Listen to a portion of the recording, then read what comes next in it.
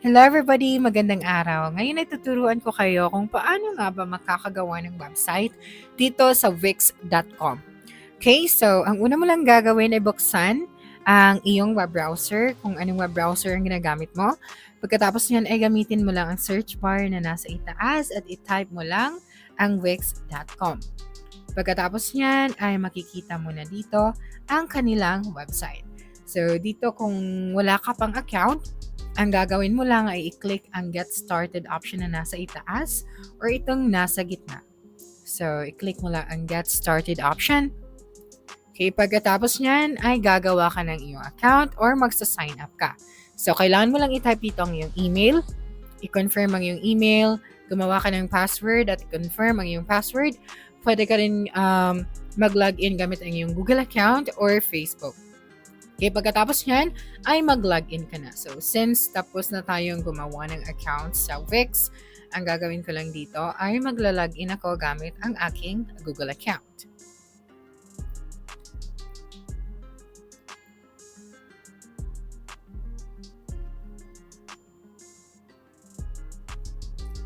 So, kapag nagawa mo na ang iyong account dito sa Wix, okay, makikita mo dito ang sites option. So, i-click mo lang yan at makikita mo na dito lahat ng iyong sites. Ngayon, para makagawa ka ng bagong website, i-click mo lang ang Create New Site option na nasa itaas o pwede mo rin i-explore muna ang templates. So, dito sa templates option, may by Wix Studio, by the community, and your templates. Okay, so dito naman, ang iyong client experience. So, makikita mo dito ang iyong client feedback, client kits, client reports, custom billing, CRM, and client billing. Dito naman sa billing and subscription, kailangan mong mag-subscribe sa Wix. Okay? So, dito mo makikita ang iyong premium subscription, ang iyong domains, ang iyong business email, billing history, payment methods, at ang iyong voucher. Okay? So, bumalik na tayo dito sa site section. Since ang focus natin sa video na ito ay gagawa tayo ng website. Okay? So, kailangan mo lang gawin ay click create a new site na nasa itaas. At may options ka dito na Studio Template, Studio Blank Canvas, Studio Sitemap and Wireframes, okay, or use the Wix Editor. Okay? Pagkatapos yan, ay i-click mo lang ang gusto mong gamitin. Pero para sa akin, ang pinaka-effective, lalo na kung bago ka pa lang sa Wix, ang kailangan mo lang i-click dito ay ang Studio Template. Okay? So, click mo lang yan.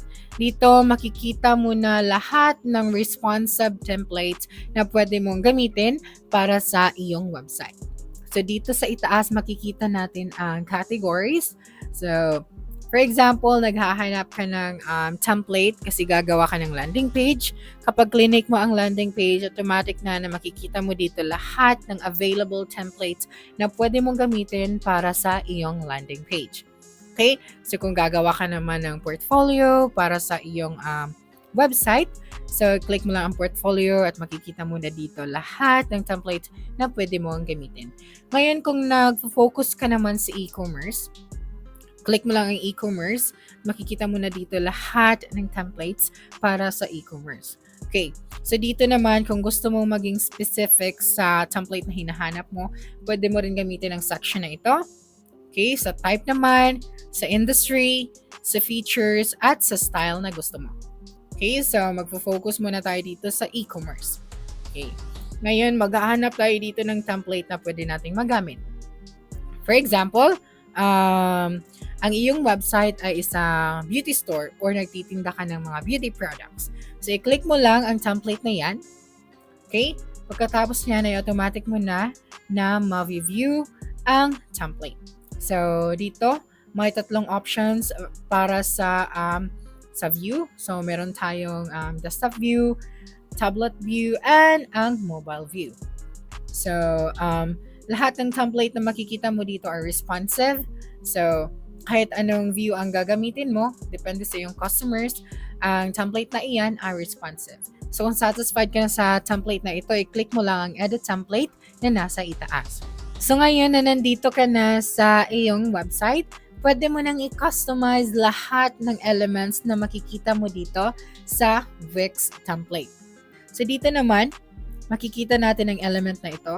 So, ito ay isang logo ng business. So, kung gusto mo mag-upload ng iyong logo business, click mo lang yan at i-click mo ang upload media at i-click mo lang ang iyong logo. So, para sa example na ito ay gagamit lang tayo dito ng media from Wix. So, select lang natin ang random image. Pagkatapos yan, ay click mo lang ang add to page. So, automatic na yan na ma-add sa itaas.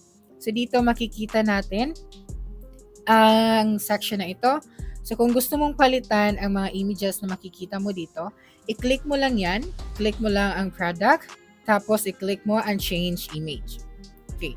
So, since gagamitin natin ang website na ito para sa ating e-commerce business, so click mo lang upload media at automatic na napupunta ka sa iyong file, sa iyong computer, or pwede rin tayong gumamit dito ng Wix media.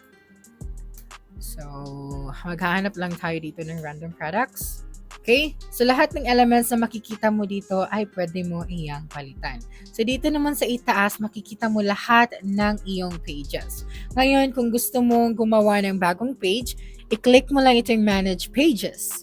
Okay? So, kung gusto mong mag-add ng bagong page, i-click mo lang itong Add New Page. So, dito sa page naman, may standard blank page, dynamic page, or custom member page. So, dynamic page lang ang ating i-add dito. Pagkatapos niyan ay papalitan mo lang ang pangalan ng page na iyon. Okay. So pagkatapos mong gawin lahat yan, ay pwede na tayong pumunta dito sa product page. Okay. So click mo lang itong option na ito at pumunta ka sa iyong product page. So kung gusto mong palitan ang mga products na makikita mo dito, click mo lang yan. Tama. At i-click mo ang Manage Products. So, dito sa dashboard section, makikita mo ang iyong products, inventory, categories, back in stock request. So, lahat ng detalye na yan. So, dito ay kailangan lang natin i-delete lahat ng products na galing sa Wix so that makaka-add tayo ng bagong products. So, para makapag-add ka ng bagong products, kailangan mo lang i-click itong new product section na nasa itaas. Pagkatapos yan, ay ilalagay mo lang ang details ng iyong product. So, pagkatapos mong gawin lahat yon dito sa iyong Wix editor, kailangan mo lang i-publish ang iyong website. So, kapag clinic mo na ang publish, makikita mo itong choose a domain before you publish. Okay, pagkatapos yan, ay click mo lang ang save and continue. So, hindi na natin kailangan i-detalye pa lahat ng process kung paano mo papalitan ng iyong elements dahil kailangan mo lang yan i-click. At ang importante dito ay makikita mo ang iyong pages na nasa itaas para automatic ka nang mapupunta sa page na iyon at i-edit or i-customize lahat ng elements na gusto mong palitan. So, that's it for this video. If you think this video helped you solve your concern, please subscribe, like this video, and leave your comment below. Bye!